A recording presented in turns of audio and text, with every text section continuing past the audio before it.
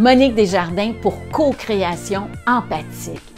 Alors, ce vidéo va peut-être être un point de bascule pour vous. Si vous écoutez jusqu'à la fin, parce que peut-être qu'il y a des choses que je vais vous dire qui vont vous provoquer, vous choquer. Ce que je souhaite, c'est que ça change vos croyances.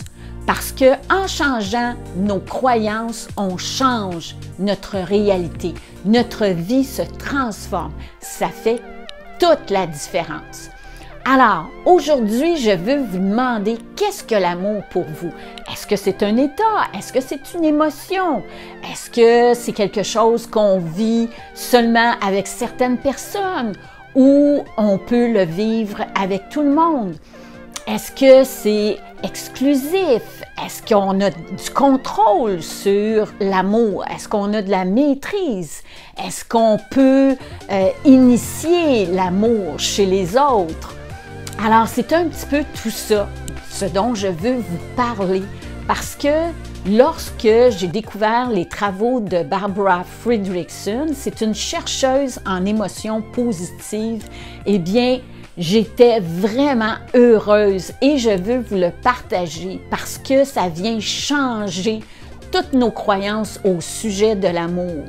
Fréquemment, elle passe pour une briseuse de cœur, un trouble-fête, parce qu'elle vient modifier, elle vient transformer nos croyances au sujet de l'amour et du romantisme. Vous savez, le romantisme, très fréquemment, on voit ça comme les petits anges, hein? Il y en a justement un ici. Les petits anges, les chérubins, Cupidon avec son arc et ses flèches qui vient frapper quelqu'un et là, oups, on tombe en amour, on devient passionné pour l'autre.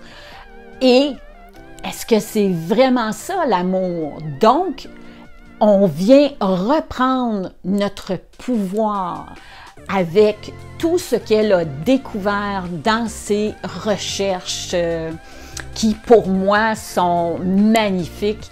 Vous allez voir. Donc, l'amour, le romantisme. Peut-être que vous pensez que je ne suis pas une romantique. Vous vous trompez parce que j'aime beaucoup, moi, tout ce qui vient enrichir ma vie, qui vient la bonifier. Alors, j'aime tout ce qui est dans la beauté et j'aime enrichir avec le romantisme. Vous savez, c'est des atmosphères, c'est le mystère. Il y a beaucoup de choses qui sont fantastiques dans le romantisme. Et donc, l'amour, bien, ce qu'elle a découvert, c'est que dans ses travaux, il y a plusieurs émotions dites positives. Moi, je vais plutôt les appeler les émotions agréables ou appétitives. Et elle en a découvert une, entre autres, qui est la suprême. Alors, c'est pour ça qu'elle l'a nommée amour. Puis, dans le fond, ce qu'elle a découvert, c'est que ce sont des micro-moments de synchronie émotionnelle positive. C'est ça l'amour. Et dans nos relations, bien, ça se trouve à être tous ces petits micro-moments qui viennent se compiler les uns par-dessus les autres et qui vient créer ce lien d'attachement qui est fort et qui est bien enraciné. Entre autres, si par contre on vit plus de moments où est-ce qu'on est déconnecté, où est-ce qu'on n'est pas dans l'amour, mais qu'on est plutôt dans le stress et des émotions désagréables, bien c'est là où est-ce que la relation perd de son charme, si on peut dire. Elle est moins bénéfique pour nous. Alors, c'est important de vivre ces micro-moments de résonance émotionnelle positive en synchronie. Qu'est-ce que c'est que la synchronie? Bien, c'est l'effet miroir. Vous savez, quand on est très à l'aise avec quelqu'un, quand on communique avec lui, bien, très souvent, nos gestuels, notre posture devient un miroir, un petit peu comme, moi j'aime beaucoup cette image des signes, vous savez, qui font comme un ballet chorégraphié. C'est magnifique de les voir. Alors, c'est un peu ça, la synchronie, d'accord? Où est-ce que on vit... c'est comme contagieux quand on est vraiment présent.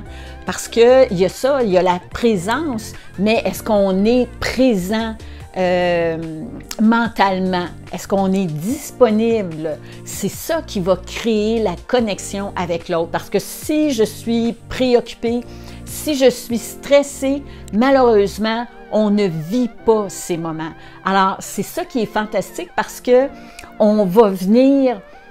ce qu'elle nous dit, dans le fond, c'est que plus on va pratiquer seul ces moments de résonance positive, ces moments d'amour, eh bien, plus notre corps va les enregistrer et plus il va les reproduire de façon naturelle. Parce que vous savez, tout le monde, on a besoin de ces moments de résonance. C'est biologique, c'est vital pour nous, c'est essentiel.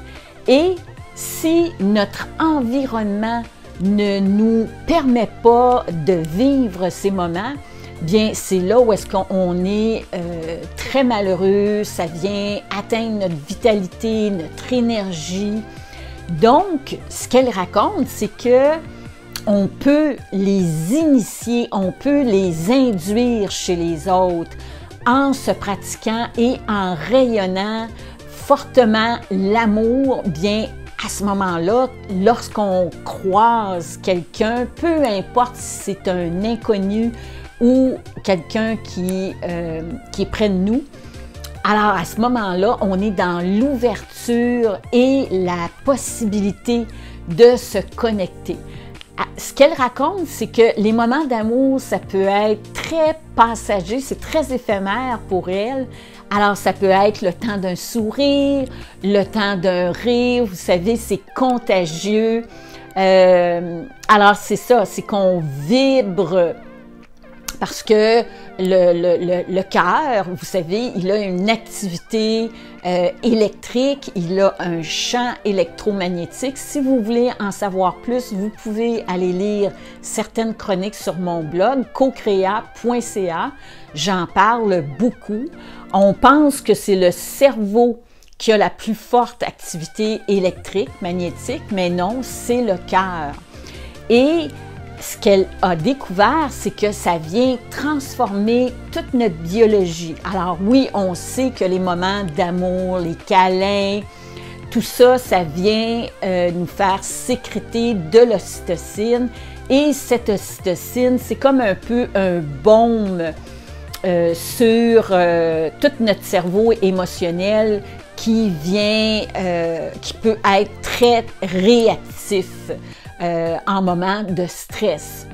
Alors, je vous offre ce cadeau, cette méditation d'amour. J'ai mis le lien, vous avez juste à cliquer dessus. En échange de votre adresse courriel, bien, vous allez pouvoir vous initier à cette méditation et vous allez pouvoir vous faire du bien parce que c'est démontré par ces travaux que ça vient changer, transformer notre biologie. Vous savez, nous avons notre système nerveux autonome, c'est celui qui est responsable autant des moments de repos que des moments où est-ce qu'on a besoin d'énergie, d'être plus tonique. Alors, on va appeler ça le stress. Et ces deux branches, bien, vous avez le frein qui se trouve à être le parasympathique et vous avez l'accélérateur qui se trouve à être le sympathique, d'accord? Et ce qu'elle a découvert, c'est que par moment, notre nerf vague, parce que le parasympathique, lui, il communique à travers notre corps, il vient communiquer, c'est notre plus grand nerf dans le corps, et il vient communiquer avec le cerveau, le visage, c'est lui qui va communiquer toutes les informations au niveau des émotions dans le visage, le faciès qu'on va faire. Alors, c'est lui qui va communiquer toute l'empathie au niveau du visage, au niveau de la posture, des gestuels. Ensuite de ça, il traverse le corps et il communique avec, donc, il relie le cœur et les organes vitaux. Et c'est lui, donc lui, il travaille très fort, il communique beaucoup d'informations dans tout le corps lorsque nous sommes au repos, lorsque nous nous sentons en sécurité, lorsque nous nous sentons bien, d'accord? Donc, quand on fait la méditation de l'amour, bien c'est lui qui est stimulé et ce nerf, il peut être dans différentes conditions. Il y a des gens pour qui ce nerf n'est pas suffisamment tonique, manque de puissance et ça va faire que nous allons être davantage stressés parce que il n'est pas capable de faire basculer de faire freiner dans le fond notre réaction au stress. Alors, je ne sais pas si vous connaissez cette expression où est-ce qu'on dit « il a le bouton collé ». Alors, c'est quelqu'un qui il y a un stresseur, il va être déclenché, il va avoir une réaction émotionnelle assez intense et en plus, il reste là. Il prend beaucoup de temps avant d'être capable de s'apaiser. Et ça, c'est un manque de tonicité. Alors, plus vous allez vous pratiquer dans la méditation de l'amour, plus vous allez tonifier et donner de la force à ce nerf, ce qui va faire que ça va avoir un impact sur vos émotions, sur vos humeurs. Ensuite de ça, ce qui est fantastique, c'est qu'on découvre que lorsqu'on résonne l'amour de cette façon-là, bien le cœur se met à avoir les mêmes pulsations, la même pulsation cardiaque. Et en plus, nos ondes cérébrales se synchronisent. Alors, c'est ça, très souvent, hein, on dit « Ah, on était comme des poissons dans l'eau ». C'est quand il y a cette espèce d'énergie qui passe entre nous. Alors, plus vous allez le faire, plus vous allez vous faire du bien au niveau de la santé. Ensuite de ça, vous faites du bien aussi aux autres parce que vous allez être moins stressé, puis c'est ça, c'est qu'on ne peut pas vivre ces états-là si nous sommes préoccupés, soucieux, stressés. On n'est pas on n'a pas cette possibilité, cette opportunité, vous voyez? Alors, c'est ça qui est important de pratiquer. C'est vraiment d'enfourcher notre bicyclette et de se mettre dans l'action. Ensuite de ça, si vous lisez, si vous me suivez, je parle beaucoup du cerveau, la santé du cerveau, je vous parle comment est-ce que c'est important de faire du sport, ensuite de ça, de bouger parce que le cerveau a besoin de ça. Aussi, je vous mentionne fréquemment la nourriture, parce qu'on sait maintenant que la nourriture industrialisée, où est-ce qu'il y a beaucoup de sucre, ça je vais en parler davantage éventuellement, bien, ça vient changer nos humeurs parce que nos humeurs fluctuent comme le sucre dans le sang, alors comme notre indice glycémique. Et donc, ce qu'elle mentionne, c'est que ça peut être difficile des fois d'enfourcher nos running shoes puis d'aller marcher dehors ou encore de manger du kale. Alors, en rayonnant comme ça, l'amour, en prenant du temps pour rayonner l'amour, eh bien, c'est facile et ça vient faire exactement la même chose. Vous allez avoir les mêmes résultats, donc pas besoin d'avoir du kale dans le réfrigérateur. Et de plus, comme ce que je ne sais pas si je vous l'ai dit, mais quand on est synchronisé avec l'autre, ils se sont aperçus que ça fait comme une mise au point, un petit tune-up cardiaque. Et ça le crée aussi chez l'autre. Alors, c'est vraiment, on a plein de bénéfices à le faire. Et en plus, ça vient nous énergiser. Alors, de là, le titre de la vidéo, « Faire l'amour toute la journée sans se fatiguer ». Et vous allez donner beaucoup de bonheur et à vous-même et aux autres, en plus de donner de la santé. Alors moi, ce que je vous dis, bien, c'est de faire l'amour le plus souvent possible, commencez à vous pratiquer et ça vient enrichir notre vie d'avoir toutes ces informations puis de se mettre en action. Alors, c'est pas, Barbara Fredrickson n'est pas quelqu'un qui veut enlever les paillettes. Au contraire, elle veut en ajouter, elle veut ajouter des étincelles dans nos yeux. Ensuite de ça, vous savez, peut-être que vous n'avez pas le temps de vous asseoir puis de prendre un 15 minutes pour faire la méditation. À ce moment-là, faites-le plusieurs fois par jour, des tout petits moments, simplement venir focaliser votre attention sur la région de votre cœur parce que en faisant ça, déjà vous changez votre énergie. Ensuite, par la respiration, faites simplement relâcher tous vos soucis, vos préoccupations et venez penser à quelqu'un que vous aimez beaucoup.